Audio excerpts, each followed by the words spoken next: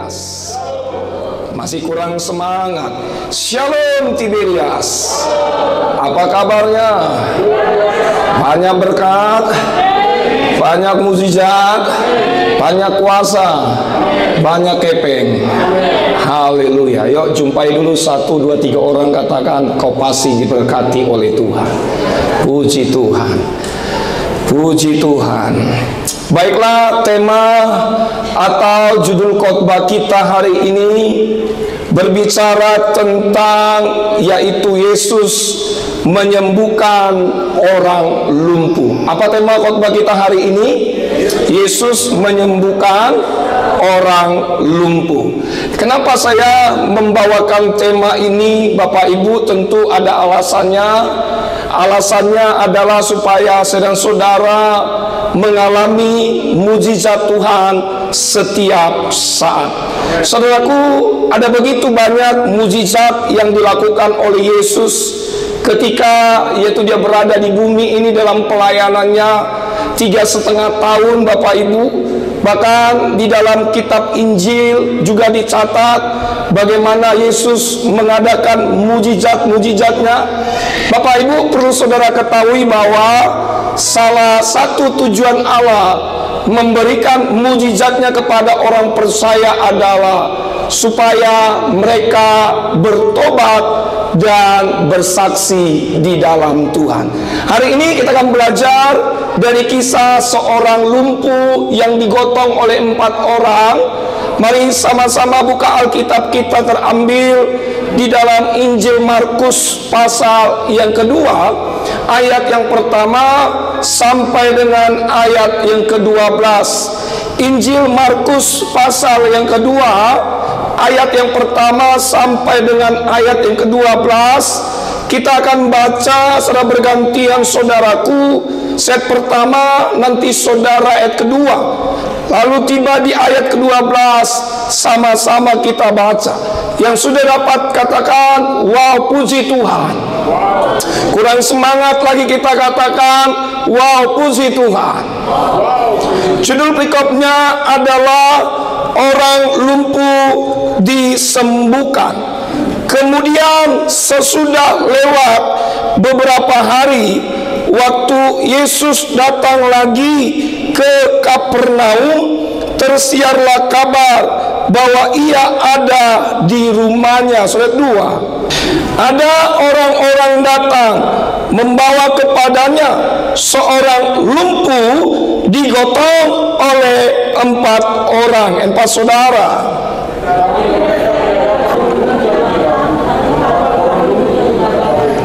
Ketika Yesus melihat iman mereka, berkatalah ia kepada orang lumpuh itu, hai anakku, dosamu sudah diampuni. Ayat 6, saudara.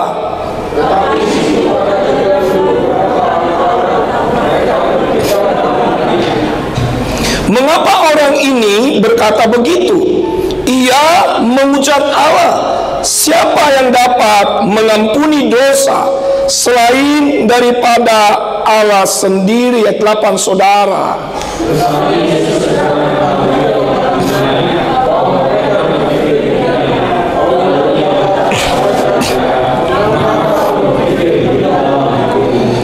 Manakah lebih mudah mengatakan kepada orang lumpuh ini, dosamu sudah diampuni, atau mengatakan bangunlah, angkatlah tilammu dan berjalan? Ayat 10, saudara.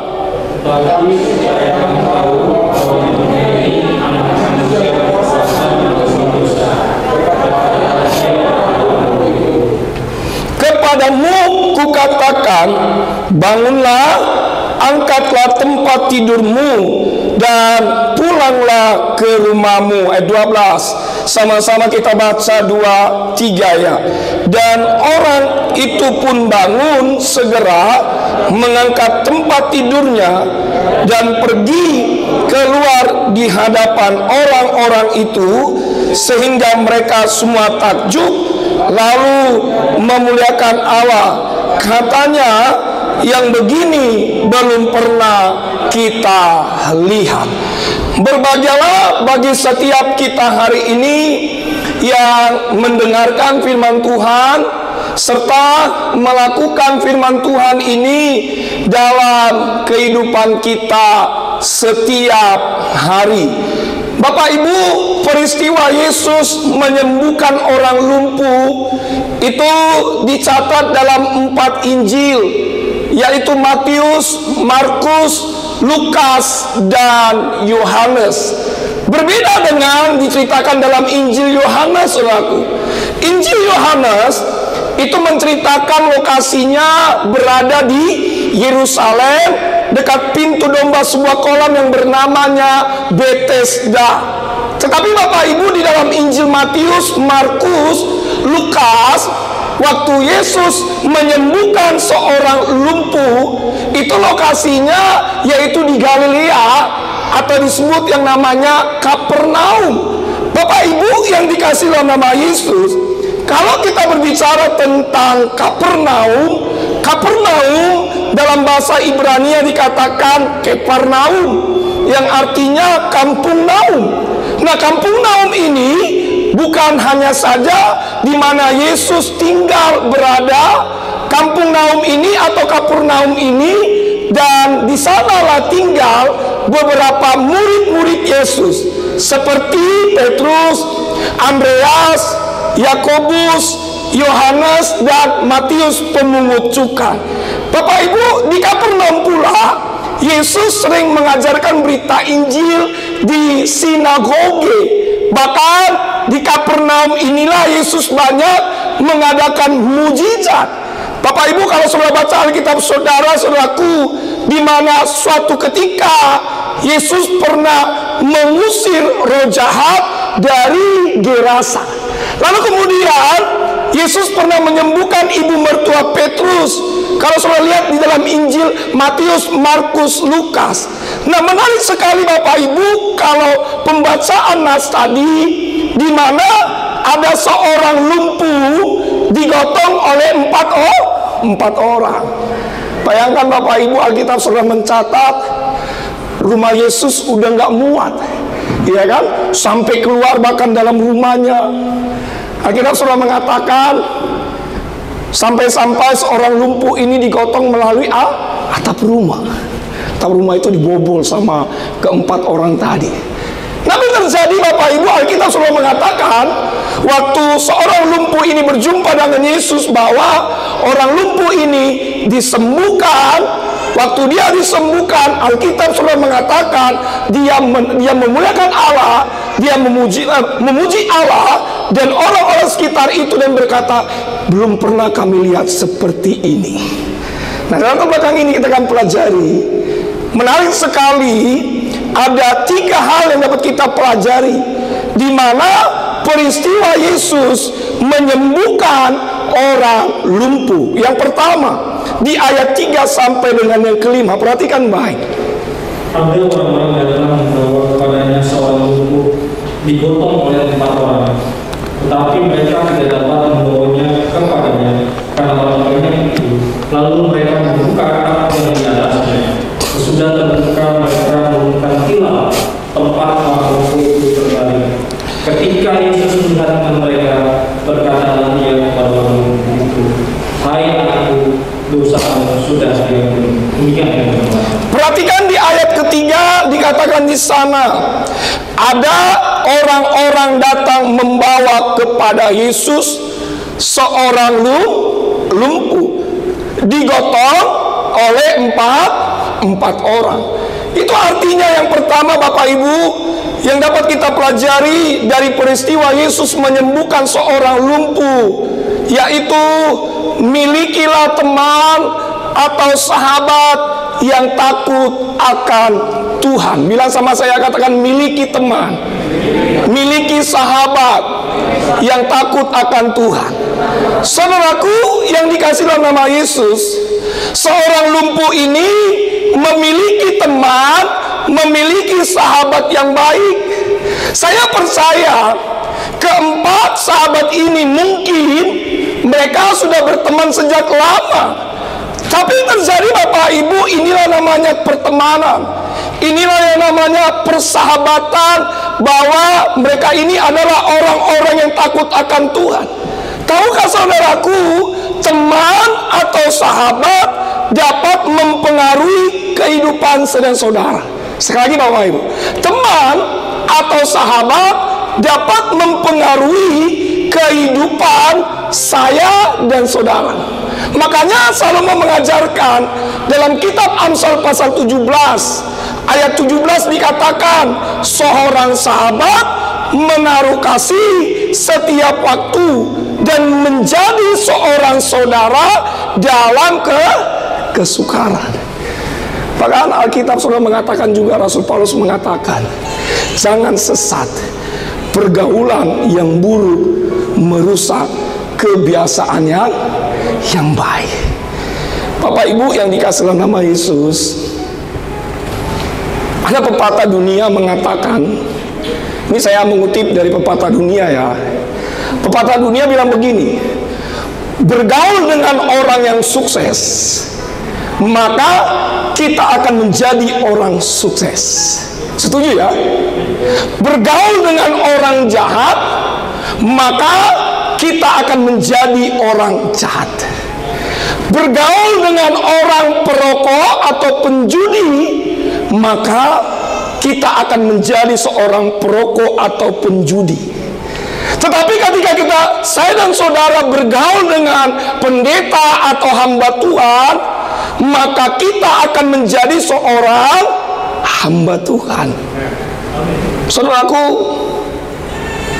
pergaulan yang baik menentukan masa depan kita dan membuat hidup kita semakin dekat dengan Tuhan.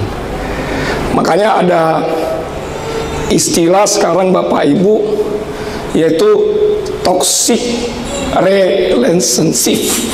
Biasa bahasa Inggrisnya agak ya kekinian gitu ya kan. Yang artinya adalah bahwa banyak sekarang pertemanan, pergaulan membawa kita bukan menjadi baik. Banyak sekarang anak-anak Tuhan membawa kita bergaulnya bukan menjadi baik, tetapi menjadi jahat. Toksik itu saudaraku racun. Oleh sebab itu Bapak Ibu, saya ingin memberitahu buat saudara, kita harus memilih-milih dengan siapa kita bergaul. Amin. Karena pergaulan saya dan saudara menentukan masa depan saudara. Pergaulan saudara menentukan ya, bahkan melihat sesuatu bagaimana sifat saudara sesungguhnya. Oleh sebab itu Bapak Ibu, mari kita bergaul. Ada satu ya tokoh Alkitab diberi label, bahkan sertifikat dari surga, dari tanda petik dikatakan bergaul karib dengan Tuhan. Saudara tahu siapa namanya? Siapa? Bukan Abraham. Siapa namanya? Henok, Bu. Alkitab saudara mengatakan, bahkan Allah memberi sertifikat label bergaul karib dengan Tuhan. Tahukah saudaraku, pada zaman itu, waktu zamannya Henok, banyak orang-orang di zamannya dia itu orang yang nggak takut akan Tuhan, ya kan? Hidup duniawi. Tetapi Alkitab selalu mengatakan bahwa Henok bergaul karib dengan Tuhan. Dan di sana dikatakan bahwa Henok berkenan kepada Allah dan dia telah terangkat ke surga dan tidak mengalami kematian. Amin. Ayo sekali lagi katakan kanan kirimu, bilang begini, kau harus bergaul dengan orang-orang baik, bergaul dengan orang-orang sukses. Ayo katakan kanan kirimu, bilang, dapatkan minimal 2-3 orang. Ayo jumlahi, ayo. Wah, nggak ada jemaat ini. Mulaklah kita ya. Iya Bapak Ibu, bergaul. Bergaul, miliki teman, sahabat yang takut akan Tuhan. Beri tepuk tangan dulu, beri pujian bagi Allah. Itu yang pertama. Yang kedua, di ayat 5 sampai dengan yang ke-7. Ketika Yesus menerima mereka, berkatalah ia kepada orang lumpuh itu, hai anakku, dosa sudah diampuni. Tetapi di situ ada juga beberapa ahli Taurat. Mereka berpikir dalam hatinya, mengapa orang yang berkata begitu? Ia mengejar Allah. Siapa yang dapat mengampuni dosa selain daripada Allah sendiri? Demikian firman. Saya akan bacakan sekali lagi di ayat 5, dikatakan di sana demikian. Ketika Yesus melihat iman mereka, berkatalah ia kepada orang lumpuh itu, "Hai anakku, dosamu sudah diampuni." Itu berarti yang kedua yang dapat kita pelajari dari peristiwa Yesus menyembuhkan orang lumpuh, yaitu terkadang orang sakit karena dosanya sendiri. Kok bisa Pak Pendeta? Memang saudaraku, Alkitab tidak mencatat bahwa orang lumpuh itu sakit karena dosanya. Memang Alkitab sudah mencatat orang lumpuh itu sakit karena dia nggak menjaga kesehatannya. Tapi Bapak Ibu, dari pengalaman kehidupan kita sehari-hari, bahkan Alkitab mencatat saudaraku bahwa ada dua hal penyebab kenapa orang bisa sakit. Yang pertama karena dosa atau kutuk. Saudaraku, dalam nama Yesus, dosa itu berhubungan dengan sakit penyakit. Dosa membuat seorang lumpuh tersebut sakit. Alkitab mengatakan bahwa waktu manusia Adam dan Hawa jatuh ke dalam dosa, Alkitab sudah mengatakan semua manusia berdosa, mengalami kutuk, Pak. Kutuk mengembara, kemiskinan, kebangkrutan. Bahkan ya, seorang wanita mengandung kesakitan. Ya, itu kan kutuk ya. Tetapi Bapak Ibu, dalam perjanjian baru, karena kebenaran satu orang, ketaatan satu orang, Yesus namanya, maka saudara-saudara mengalami pembenaran. Amin. Karena kenapa Bapak Ibu? Dosa saudara sudah diampuni, sudah ditebus dengan darah Yesus. Oleh sebab itu, saya sebagai hamba Allah mengingatkan, mengajak saudara hari ini, mari kita berjuang, jangan lagi jatuh ke dalam dosa. Amin. Dosa kita sudah dibayar lunas, bukan dengan barang yang panah, tetapi dengan darah yang mahal. Jangan main-main dengan dosa. Memang dosa awalnya enak Pak, Bu, tapi ujungnya maut. Betul? Iya. Saya bilang begini Pak, nggak apa-apalah dosa-dosa kecil-kecilan, iya kan? Judi kecil-kecilan, taruhan bola kecil-kecilan, pakai duit gitu ya kan? Kecil-kecilan menjadi besar loh. Jangan salah, ya kan? Karena Alkitab pun mengatakan ya kan, apa yang kita tabur pasti kita tuai. Yang kedua, apa yang menyebabkan orang sakit? Karena tidak menjaga kesehatan. Amin. Alkitab mengatakan tubuh kita adalah bait Allah, Roh Kudus. Oleh sebab itu tubuh kita harus kita jaga Pak, jaga kesehatan. Ya, gaya hidup yang sehat. Jangan suka begadang, gitu ya kan? Ya kan? Mengkonsumsi vitamin, gitu ya kan? Ya, kalau ini saudara, ya mungkin belum kelihatan nanti, gitu, ya kan? Rajin olahraga Pak, jaga gaya hidup yang sehat, menghindari dari, ya dengan gaya hidup yang sehat kita menghindari apa? Berbagai penyakit. Ya, rajin olahraga, rajin fitness, lari. Dulu Bapak Ibu saya sebelum masa-masa COVID saya rajin fitness, ya, treadmill, lari, ya, angkat beban. Makanya kan badan saya kan sekarang six pack ya, perutnya six pack gitu. Ya, iya. Tapi setelah COVID, Bapak Ibu, ya, udah mulai jarang olahraga. Tapi ya, bukan mulai jarang olahraga, tetap olahraga tapi kecil-kecilan. Itu ya, tempat gas yang 12 kilo yang nggak ada isinya itu kadang-kadang saya angkat di rumah.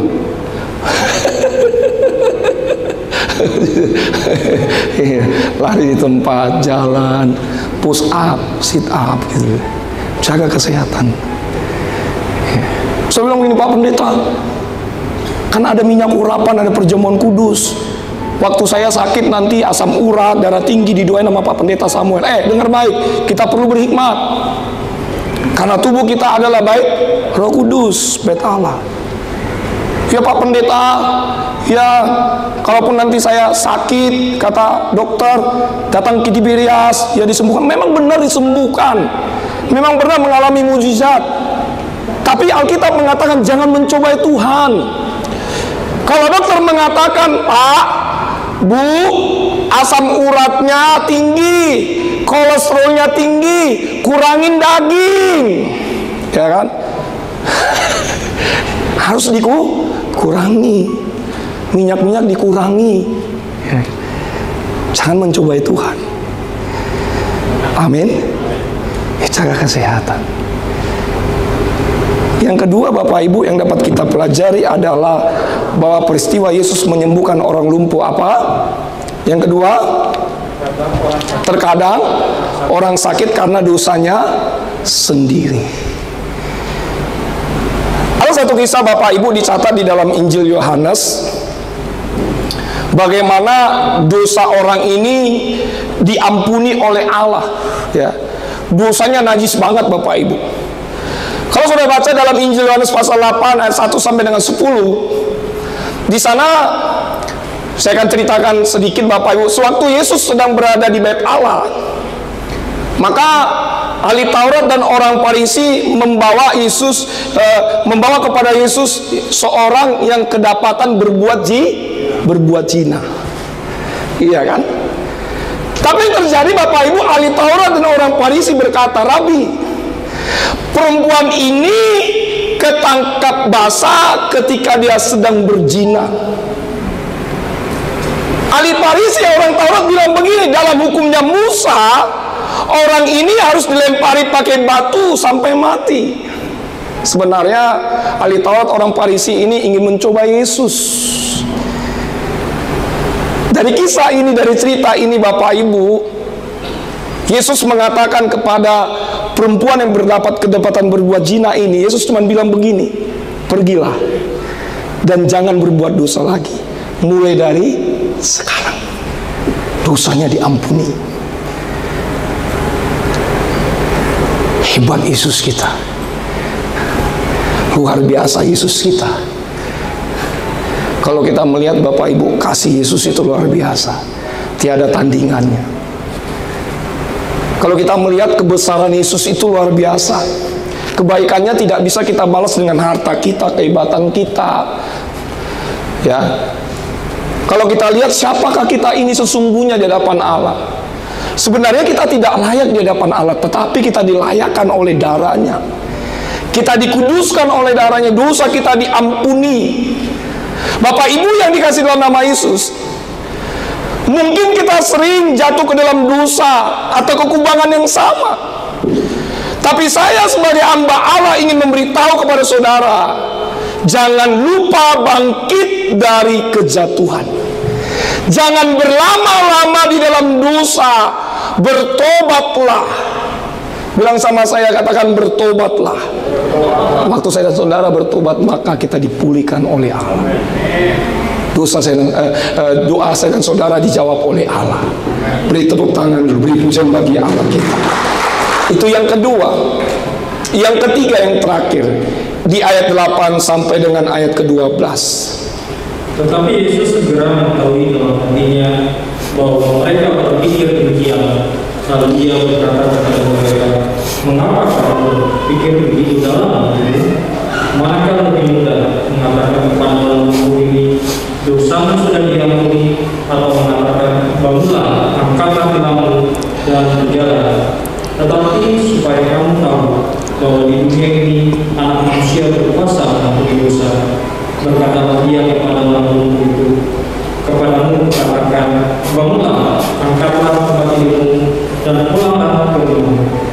Dan orang itu pun bangun, segera mengangkat tempat tidurnya dan pergi keluar di hadapan orang-orang itu, sehingga mereka semua takjub lalu memuliakan Allah. Katanya, yang begini belum pernah kita lihat. Demikian teman-teman. Yang ketiga yang dapat kita pelajari dari peristiwa Yesus menyembuhkan orang lumpuh, yaitu mujizat yang spektakuler, sangat diperlukan untuk memenangkan banyak jiwa. Waktu orang lumpuh itu disembuhkan, maka orang-orang sekitar sana mereka takjub dan memuliakan Allah, memuji Allah. Kata takjub itu sama dengan yaitu memuji, terheran-heran, dan pada akhirnya mereka apa? Memuji dan memuliakan Allah. Dan di sana dikatakan, Bapak Ibu, yang begini belum pernah kita lihat. Tahukah saudaraku, Bapak Ibu yang dikasih dalam nama Yesus, kita ini perlu yang namanya mujizat Allah. Amin. Tetapi Bapak Ibu, bukan itu yang paling utama dalam kekristenan kita. Makanya ada begitu banyak orang Kristen datang beribadah, datang ke gereja hanya cuma mengharapkan mujizat Allah. Memang nggak salah, kita perlu mujizat Allah. Tapi saya sebagai hamba Allah yang memberi tobat saudara, Bapak Ibu, waktu saudara datang beribadah, yang paling utama saudara cari bukan mujizat tetapi Yesus. Karena Yesus adalah sumber mujizat itu. Amin. Jangan salah mengerti, kita perlu mujizat Allah, tapi saudara harus mencari Yesus karena Yesus adalah sumber mujizat Allah itu. Makanya ada pujian bilang begini, ku mau cinta Yesus selama. Gak ada bilang begini, ku mau mujizat Allah, ku mau cinta mujizat Allah selamanya. Gak ada, ya kan? Tapi ada pujian bilang begini, di saatku tak berdaya, kuasamu yang sempurna, ketika ku percaya mujizat. Percaya kepada siapa? Yesus, sang sumber mujizat. Amin. Iya. Jangan salah paham Bapak Ibu. Makanya banyak orang Kristen nggak sembuh-sembuh, doanya nggak dijawab oleh Tuhan, kecewa sama Tuhan karena motivasinya hanya cuman cari mujizat Allah. Amin. Motivasi yang paling utama dalam hidup kita adalah mencari Yesus. Saya mencatat Bapak Ibu dalam slide saya, ya, supaya saudara tahu bahwa mujizat yang kita terima dan alami, Tuhan mau supaya kita sungguh-sungguh bertobat dan bersaksi. Selagi Bapak Ibu, mujizat yang kita terima dan alami, Tuhan mau supaya kita sungguh-sungguh bertobat dan bersaksi.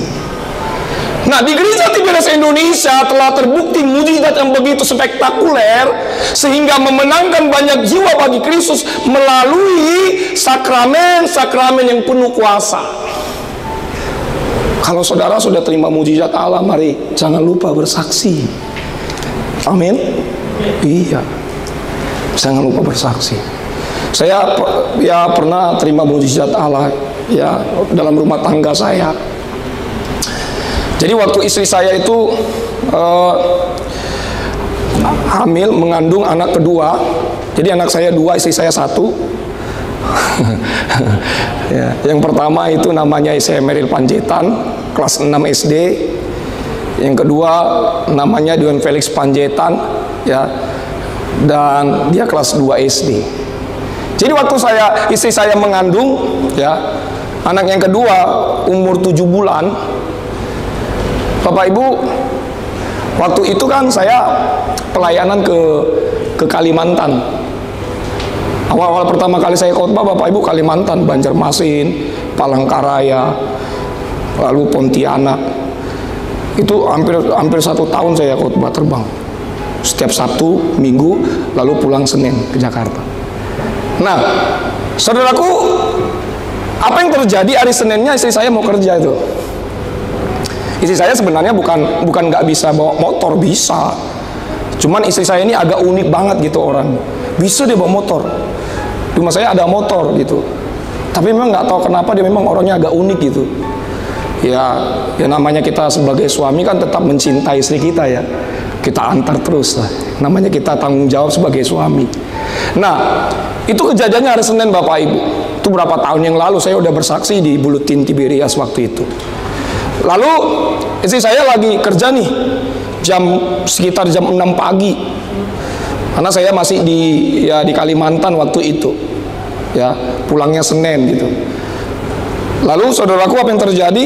Si saya lagi nyebrang nih, daerah Stasiun Cakung. Stasiun Cakung itu, si saya kerja di Tunas Bangsa. Lihat lagi nyebrang, itu ada seorang, ya, anak muda perempuan dengan bawa motor kecepatan tinggi. Saya ditabrak, pus. Lagi hamil 7 bulan. Itu istri saya, Bapak Ibu, tengkurap di aspal gini. Itu papa mertua saya udah meninggal. Waktu itu dia telepon saya, "Ucok, kapan kau pulang?" Saya bilang, "Ya ini, saya pesawat jam 8 pagi Senin." "Aduh, istri kamu ini kecelakaan, loh." Oh, saya kaget. Bilang, "Kenapa?" "Iya, pas lagi nyebrang." Bilang, "Kenapa nggak diantarin, ada saudara kan?" Namanya ya saudara. "Kenapa nggak diantar sama saudara?" "Ya, kebetulan saudara saya lagi nggak bisa ngantar gitu." Nah, Bapak Ibu yang dikasih dalam nama Yesus, itu istri saya lagi pingsan, dibawa ke rumah sakit Islam di Pondok Kopi, masuk ke ruang UGD. Nah, itu waktu itu dokter jaganya, dokter penggantinya belum datang, masuk ke UGD, belum ditangani. Ya berapa menit belum ditangani lah, sekitar 15 menit gitu. Dibiarin aja gitu. Lalu kemudian Bapak Ibu itu karena mertua saya manin gitu ya kan, video call sama saya. Saya bilang, "Kita doa, Pak." Doa. Saya bilang, Papa mertua, "Papa bawa minyak urapan nggak?" "Bawa." "Coba kita doa, kami doa, Bapak Ibu." Setelah doa itu diolesin ya perutnya, janinnya itu, perut istri saya, dia lagi keadaan ya tidak sadar diri, urapi pakai minyak urapan. Nah, saudaraku, setelah selesai doa itu dokter datang. Lalu si saya dicek, terus kandungannya ya dicek, ya kan, pakai apa namanya, alat apa itu Pak? Cek bayi itu apa namanya? USG ya? USG itu. Nah, dokternya bilang begini, "Ini anaknya nggak ada denyut jantungnya Pak." Ngomong sama mertua saya, "Wah, ini kayaknya mati nih anak," katanya. Saya bilang, "Tolak dalam nama Yesus." "Wah, ini mati Pak, gak ada denyut jantungnya ini, udah gak ada detak jantungnya." Saudaraku, itulah mujizat Tuhan. Berapa menit kemudian, Bapak Ibu, istri saya sadarkan diri, lalu kemudian cek kembali, itu ada denyut jantungnya. Bayinya selamat, anak ini saya selamat, namanya Dion Felix Panjaitan. Beri tepuk tangan, dipuji Allah. Hari ini ada anak saya. Amin. Berkat apa? Kuasa minyak dan anggur. Saya setiap malam selalu urapi kandungan istri saya. Bahkan kalau bangun pagi itu perutnya penuh dengan minyak urapan. Bahkan Bapak Ibu ya, setiap saya suka ngantar isi anak saya itu, makanya saudaraku, kita harus selalu siap sedia ya minyak urapan ya, di mobil selalu bawa minyak urapan. Jangan lupa, karena ini sarana di akhir zaman. Sarana di akhir zaman. Karena istri saya sekolahnya bareng Bapak Ibu ya, itu ya, anak saya udah tahu sebelum dia turun itu anak saya minta didoain, urapi pakai minyak urapan. Dalam nama Yesus, anak pintar, anak cerdas, anak sehat. Saya percaya Bapak Ibu, doa-doa yang kita tabur tidak akan pernah kembali sia-sia. Sebab itu ya, mari kita diurapi dengan minyak urapan. Doain terus ya, doain terus, anak sehat, anak pintar, anak cerdas. Suatu ketika lagi Bapak Ibu ya, jadi ya satu kelas anak saya itu, yang nomor 1 sama nomor 2 itu terpapar COVID. Ada 3-4 orang gitu. Lalu ya biasa, kalau COVID kan biasa yang tadinya tetap